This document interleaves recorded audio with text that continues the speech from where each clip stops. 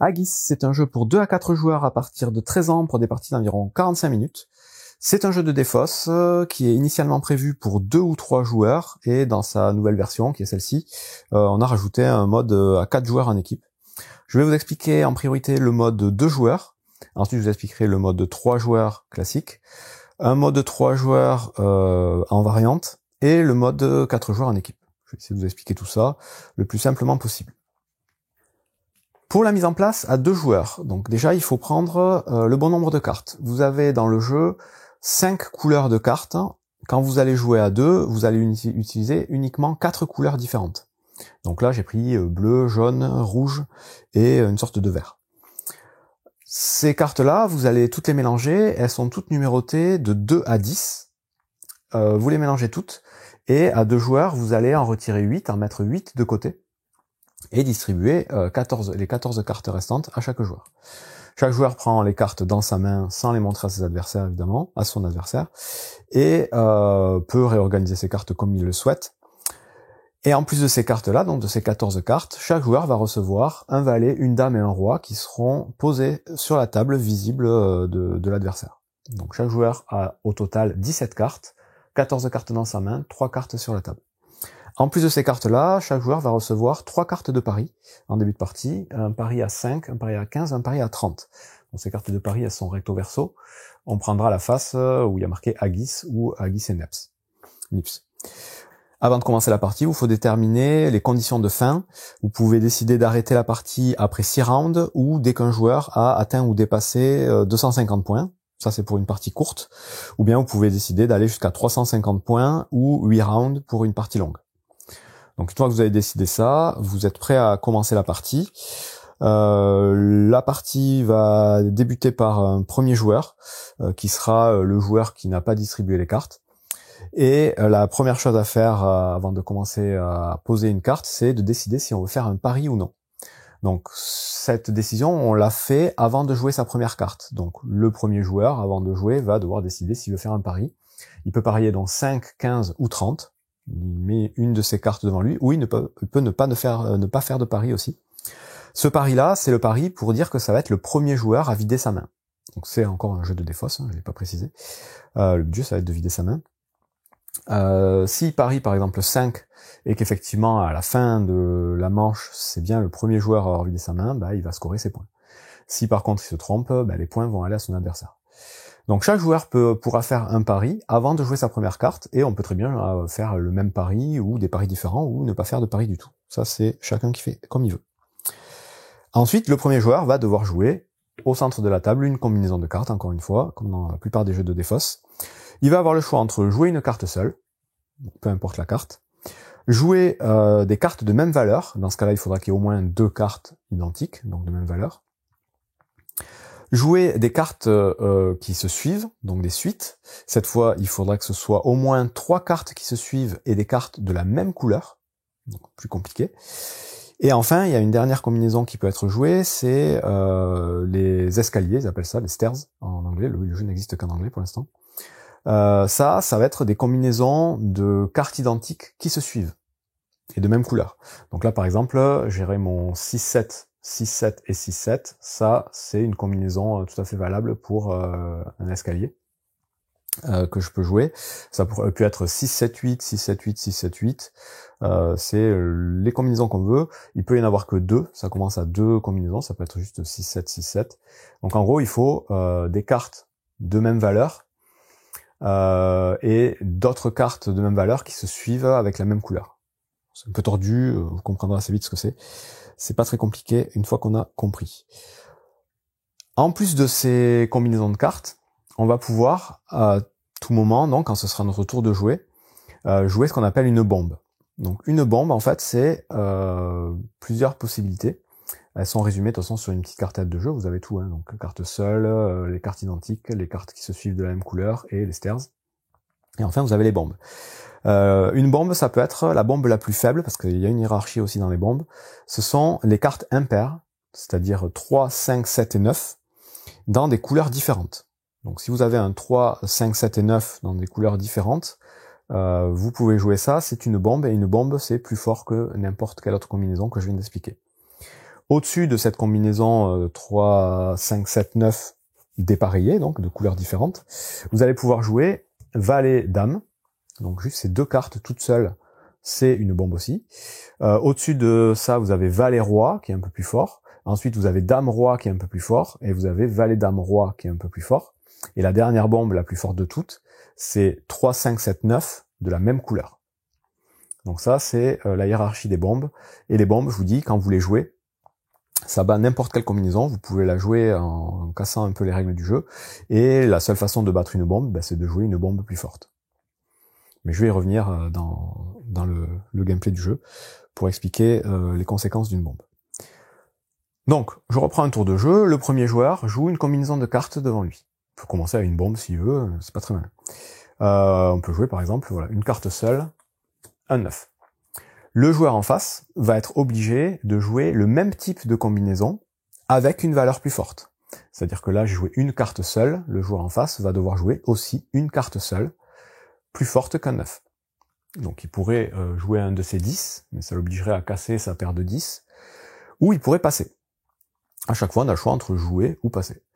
À deux joueurs, dès qu'on passe, l'autre, le joueur qui n'a pas passé, remporte le pli, récupère la carte face cachée devant lui, et ensuite c'est à nouveau à lui, donc c'est le joueur qui a remporté le pli qui recommence à jouer une combinaison au centre de la table. Donc là, je pourrais faire par exemple une petite combinaison donc de deux cartes de même valeur. Le joueur en face doit jouer un même type de combinaison, c'est-à-dire aussi deux cartes de même valeur, mais de valeur plus forte. Donc là, il pourrait décider, par exemple, j'ai mis 2-3, il pourrait décider de jouer ces 2-4. C'est plus fort. Dans ce cas-là, ça revient à moi, je dois jouer plus fort que 2-4 avec des cartes de la même valeur. Je peux jouer avec les cartes de ma main. Et on peut à tout moment utiliser nos valets, dame, roi en tant que joker pour compléter une combinaison de cartes.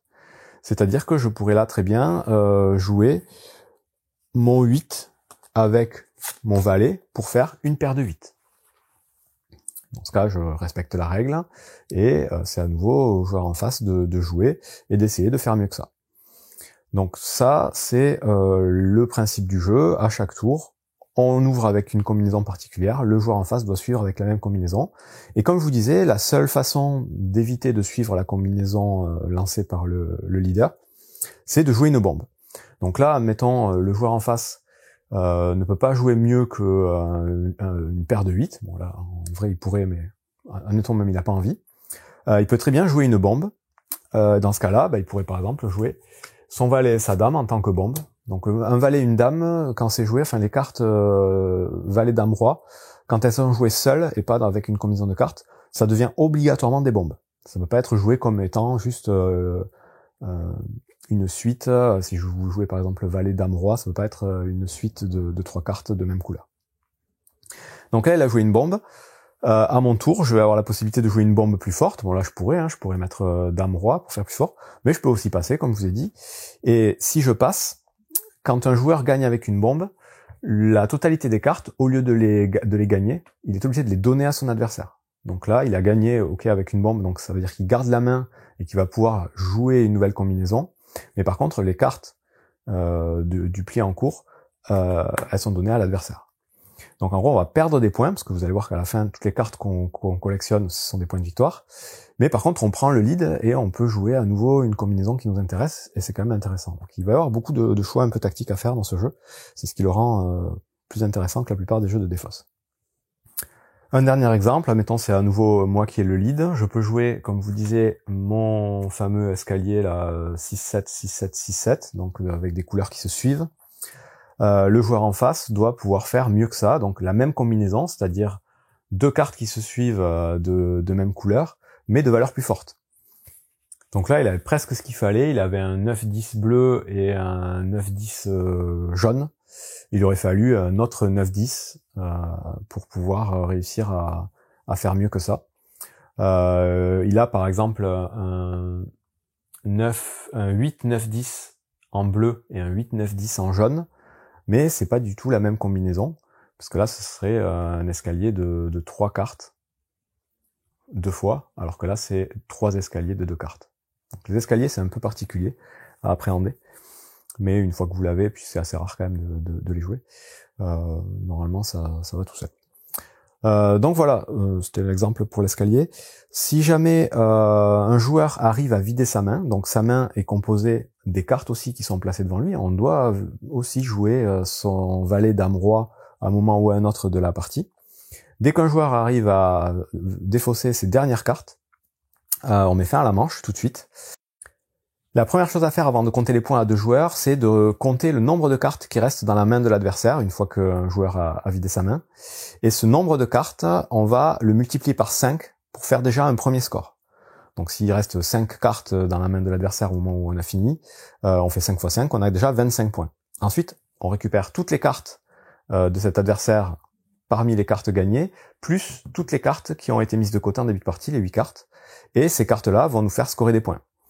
Le scoring, il est assez simple. On va regarder du coup toutes les cartes qu'on a gagnées et toutes les cartes qui auront un numéro impair, donc les cartes qui servent à faire des bombes et qui sont identifiées par un petit carré de couleur. Donc les 3, 5, 7 et 9 valent 1 point. Les cartes valets valent toutes 2 points. Elles sont là. Chaque carte valet vaut 2 points, chaque carte dame vaut 3 points, chaque carte roi vaut 5 points. C'est marqué dessus. Donc on additionne tout ce total de points des cartes qu'on aura gagnées pendant la manche ou à la fin de la partie par le joueur qui aura vidé sa main en premier. Et à tout ça, on va rajouter les éventuels points de pari qu'on aura fait en début de partie. Si c'est bien le joueur qui a vidé sa main en premier, qui a joué une carte pari, ben, il va gagner les points de la carte en question, donc 5, 15 ou 30 points. Si par contre le joueur adverse qui n'a pas vidé sa main a aussi joué une carte pari, ben, ces points-là, il va les donner au joueur qui a gagné. Donc s'il a misé 15, ben, il donne 15 points au joueur qui a vidé sa main en premier. Donc on fait un total de tout ça, on l'inscrit sur un petit papier, on regarde si on a atteint ou dépassé la condition de fin qu'on a déterminée en début de partie, donc 250 points ou 350 points. Si c'est le cas, ben, c'est le joueur qui a le plus de points qui est déclaré vainqueur. Si c'est pas le cas, on commence un nouveau tour, exactement de la même façon, en reprenant toutes les cartes, on change le dealer, on remélange tout, on met 8 cartes de côté, on distribue 14 cartes, on reprend nos valets dame roi chacun, et c'est le joueur qui a le moins de points qui commence à jouer le premier pli. Et on recommence exactement de la même façon jusqu'à atteindre la condition de fin de partie. À 3 joueurs, ça change pas grand chose. Vous allez juste, en début de partie, rajouter la couleur de carte que vous avez mis de côté au tout début. Donc là, il manquait par exemple toutes les cartes violettes.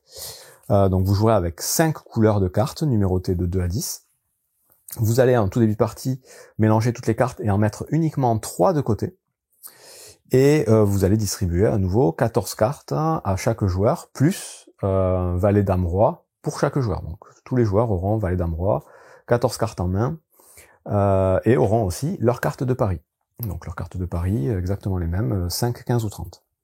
Le jeu va se dérouler exactement de la même façon. Le premier joueur va jouer une combinaison de cartes qui devra être suivie par le joueur qui est à sa gauche. On tourne dans le sens aiguille d'une montre. Les petites subtilités, c'est que si un joueur décide de passer, que l'autre joueur joue et puis qu'on continue, quand ça revient à lui, il peut revenir en jeu. Donc on peut passer et revenir avant que la manche soit terminée. Le passer n'est pas définitif. L'autre subtilité, c'est que si jamais 2 joueurs passent à la suite, et que ça revient du coup au joueur qui a mis la dernière combinaison sur la table, ben, le pli se termine, et c'est ce joueur-là qui remporte toutes les cartes, les met devant lui, et qui entame le nouveau pli. Ce sera toujours le joueur qui gagne le pli, qui recommence à mettre une combinaison au centre de la table. L'autre différence à 3 joueurs, c'est que dès qu'un joueur va vider sa main de carte, le premier joueur a vidé sa main de carte, on met le jeu en pause, et ce joueur va compter le nombre de cartes qu'il y a dans la main du joueur qui en a le plus parmi ceux qui restent. Donc parmi les 2 joueurs qui restent, on regarde le joueur qui a le plus de cartes en main, on compte ses cartes, on les note quelque part. Et on continue la partie entre les 2 joueurs qui restent, on continue le pli en cours s'il y a lieu, et les 2 autres joueurs vont continuer à jouer jusqu'à ce qu'un second joueur vide sa main. Dans ce cas-là, ce second joueur va noter le nombre de cartes qui restent dans la main du dernier joueur, et ça met fin à la manche, et on passe au décompte de fin. Pour compter les points à 3 joueurs, on regarde d'abord du coup ce qu'on a noté. Le premier joueur à être sorti, donc à avoir vidé sa main, avait noté le nombre de cartes qu'il y avait chez le joueur qui en avait le plus. Ce nombre de cartes est aussi multiplié par 5, ça lui fait un premier point. Le second joueur à avoir vidé sa main va aussi multiplier par 5 le nombre de cartes du joueur qui reste. Toutes les cartes qui resteront dans la main du dernier joueur, plus les cartes qui ont été mises de côté en début de partie, vont revenir au premier joueur à être sorti, à avoir vidé sa main. Et on va à nouveau compter les points de la même façon qu'à 2 joueurs, c'est-à-dire que toutes les cartes impaires vaudront 1 point. Donc les 3, 5, 7 et 9 vaudront 1 point. Tous les valets vaudront 2 points. Toutes les dames 3 points. Tous les rois 5 points. Et là encore, on va regarder donc les paris. Si jamais on a bien misé qu'on allait sortir le premier, on va marquer nos points. Les autres joueurs qui se sont trompés, qui auraient misé, qui sont pas sortis en premier, vont faire marquer les points au joueur qui est sorti en premier. La petite subtilité à 3 au niveau des paris, c'est que si un joueur n'a pas parié et qu'un autre s'est trompé, ben, les points du joueur qui s'est trompé vont aller aussi au joueur qui n'a rien parié, même si c'est pas le premier à être sorti. Donc voilà pour la petite subtilité en plus. La dernière chose que j'ai pas dit pour la règle à 3 joueurs, pendant qu'on joue, si on joue une bombe, le joueur qui joue la bombe va donner les cartes au joueur de son choix. Donc vous savez, quand on joue une bombe, on gagne pas les cartes, on gagne le lead pour rejouer la main, mais on doit donner les cartes à son adversaire. À 2 joueurs, il y en a qu'un adversaire, il n'y a pas de souci. À 3 joueurs, il y a 2 adversaires. Mais dans ce cas-là, le joueur qui a gagné avec la bombe choisit à quel joueur il va donner les cartes et donc donner les points. Voilà pour les règles de base de Haggis, donc à 2 ou à 3 joueurs. Maintenant, je vais vous expliquer une petite variante à 3 joueurs. La mise en place est exactement la même, c'est-à-dire que vous allez jouer avec 5 couleurs en rajoutant la couleur manquante. Chaque joueur aura son valet dame roi et sa main de 14 cartes. Et on mettra 3 cartes de côté. La différence, c'est qu'on va jouer cette fois avec les mises de l'autre côté. Donc les mises pour Haggis and Tatties, c'est la petite variante à 3 joueurs.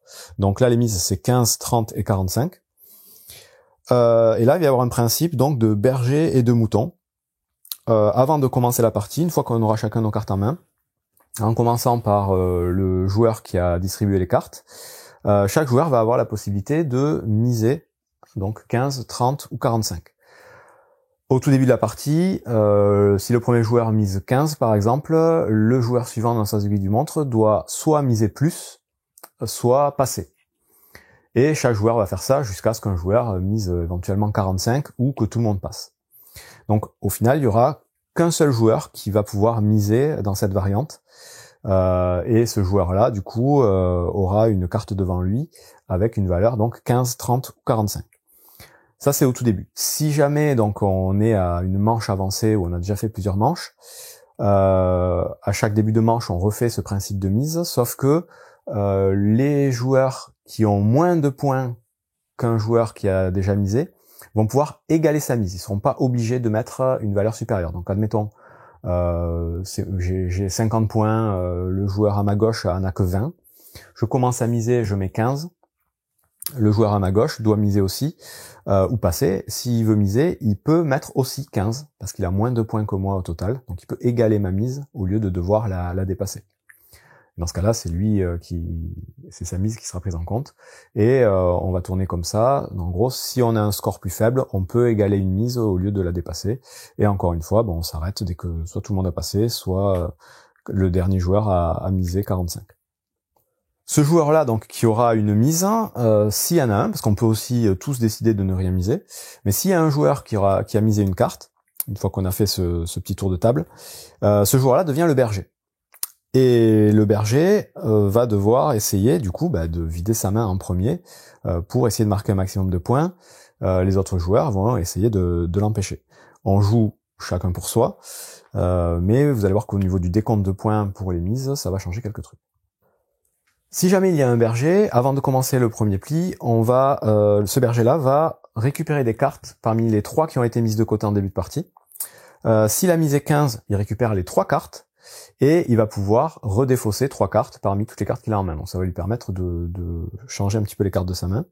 S'il a misé 30, il va pouvoir prendre les 2 premières cartes du deck et pareil, les échanger avec les 2 autres cartes de sa main, ou remettre les cartes si elles lui plaisent pas.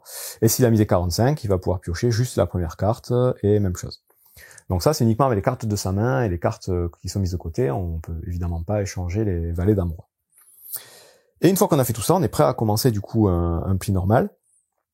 S'il y a un berger, c'est lui qui va entamer. S'il n'y a pas de berger, ça va être le joueur qui a le moins de points. Et si jamais c'est le début de la partie et qu'il n'y a pas de berger, c'est le joueur qui était à gauche de celui qui a distribué.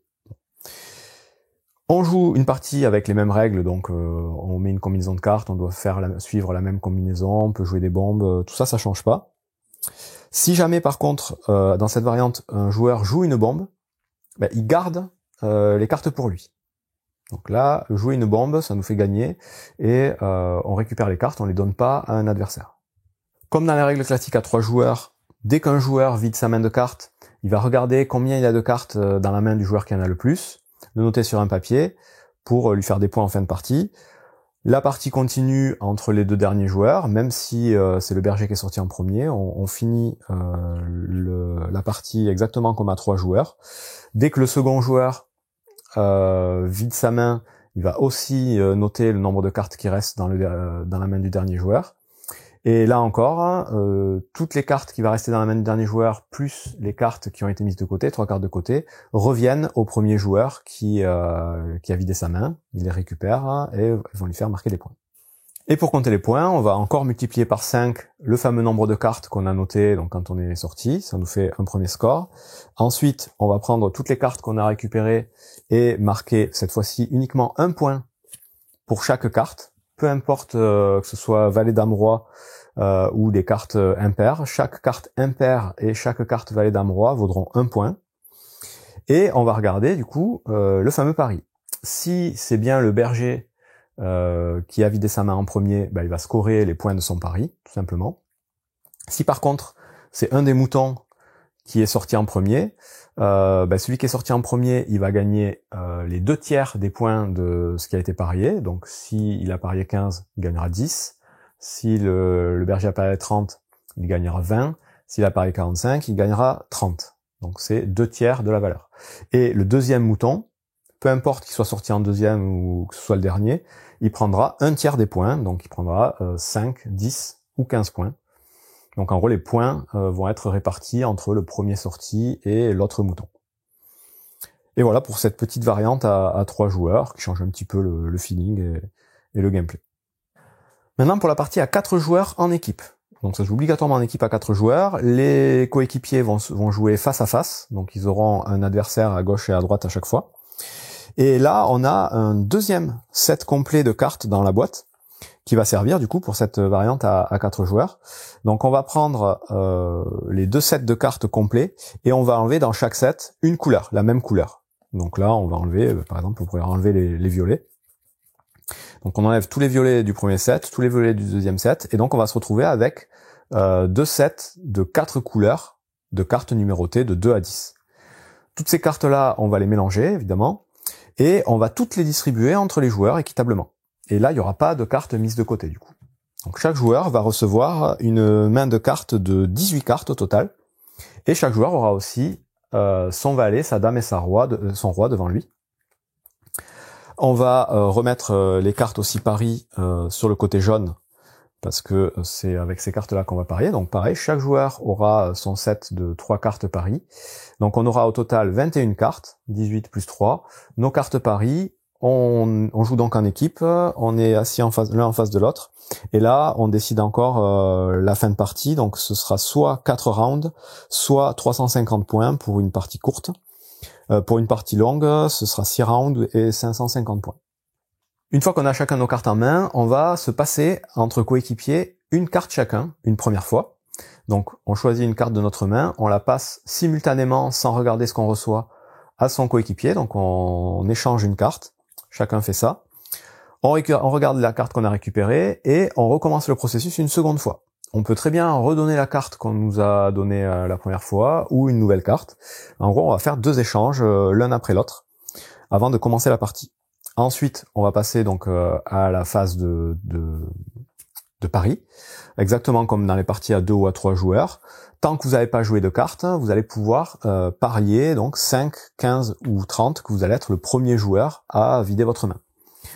Par contre, il ne peut y avoir qu'un pari par équipe. Donc si admettons, moi je décide, c'est moi qui ouvre le jeu, de parier 5, je joue mes cartes au centre, les adversaires on s'en fout de ce qu'ils font, ils jouent, quand ça arrive à mon coéquipier, avant qu'il joue sa carte, il peut décider de parier 15 par exemple, et dans ce cas-là mon pari est annulé, c'est son pari qui sera pris en compte.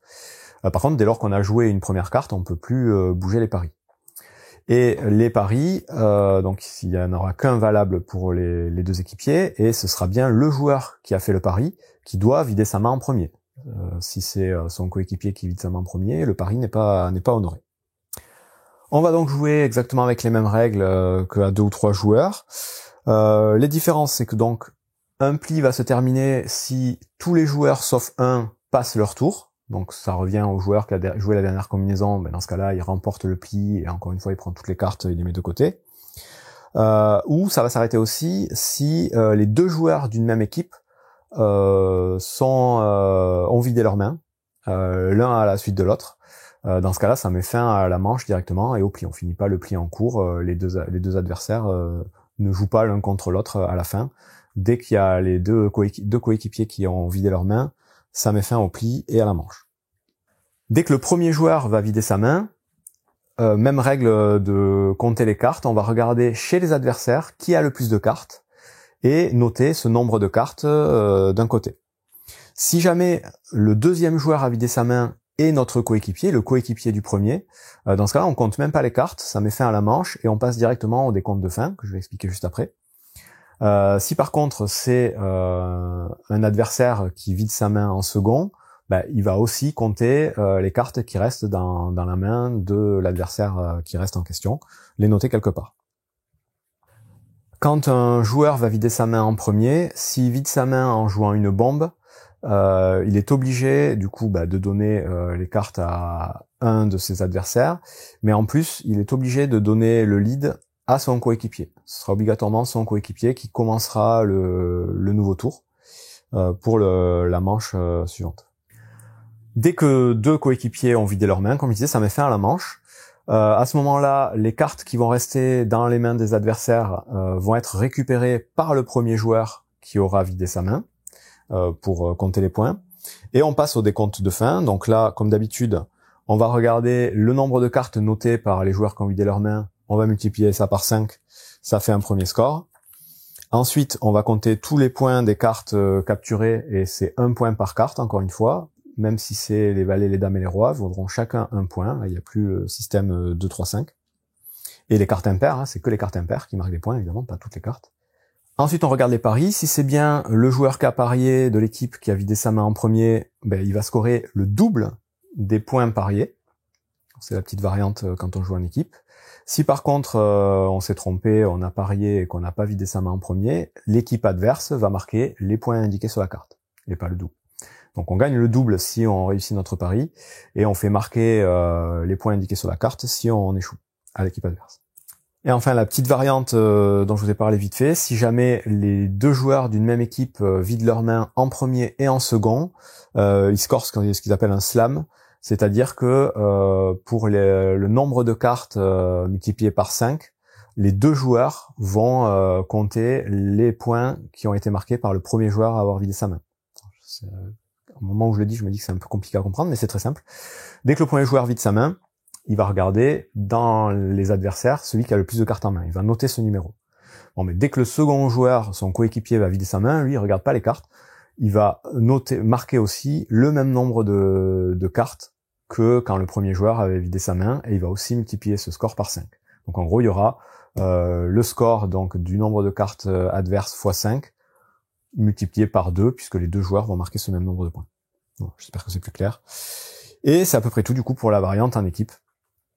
Et on a fait le tour du jeu à Guis. Donc là, j'ai expliqué vraiment en détail toutes les règles et toutes les variantes. J'aurais pu m'arrêter aux règles de base qui se suffisent parfaitement à elles-mêmes.